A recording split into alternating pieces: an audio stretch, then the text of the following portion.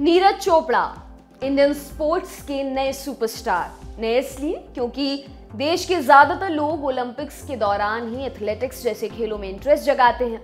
ऐसे में इन लोगों के लिए नीरज नए ही हैं। ये अलग बात है कि नीरज टोक्यो ओलंपिक्स में जाने से पहले ही तमाम इंटरनेशनल गोल्ड मेडल्स अपने नाम कर चुके थे। नीरज पर लौटे तो टोक्यो में उनके गोल्ड के बाद से ही एक और नाम चर्चा में है, जर्मनी के पूर्व जैवलिन थ्रोअर उवे हॉन। कई फैंस और मीडिया संस्थानों की माने तो उवे नीरज के कोच हैं, जबकि सच्चाई थोड़ी अलग है। उवे हॉन नीरज तो क्या टोक्यो गए बाकी दो भारतीय javelin throw athletes Shivpal Singh और अन्नू रानी के भी कोच नहीं हैं। अब ऐसे में सवाल है कि अगर उवे हॉन इन तीनों के कोच नहीं हैं तो वह टोक्यो ओलंपिक्स में क्यों गए थे।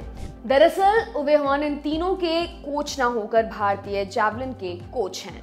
हॉन पहले नीरज के कोच थे, लेकिन 2018 के एशियन गेम्स में गोल्ड मेडल जीतने के बाद नीरज ने उनके साथ ट्रेनिंग करने से मना कर दिया था। इस बारे में national athletics coach Radha Krishna Nair ने द ब्रिज से कहा था, ये हमारी पसंद नहीं थी। नीरज उवे हॉन के ट्रेनिंग के तरीकों के साथ एडजस्ट नहीं कर पा रहे थे। 2018 के एशियन गेम्स के बाद नीरज ने कहा कि वे हॉन के साथ ट्रेनिंग नहीं कर पाएंगे, जिसके बाद हमने डॉक्टर क्लॉस से नीरज के साथ काम करने की अपील की। अब आप सोच रहे होंगे कि ये डॉक्टर क्लॉस कौन है। जर्मनी के ही रहने वाले डॉक्टर क्लॉस बाटोनीज बायोमैकेनिक्स के एक्सपर्ट हैं। पहले वह और हॉन दोनों एक साथ काम करते थे, लेकिन बाद में एथलेटिक्स फेडरेशन ऑफ इंडिया के कहने पर वह अकेले नीरज को ट्रेन करने लगे।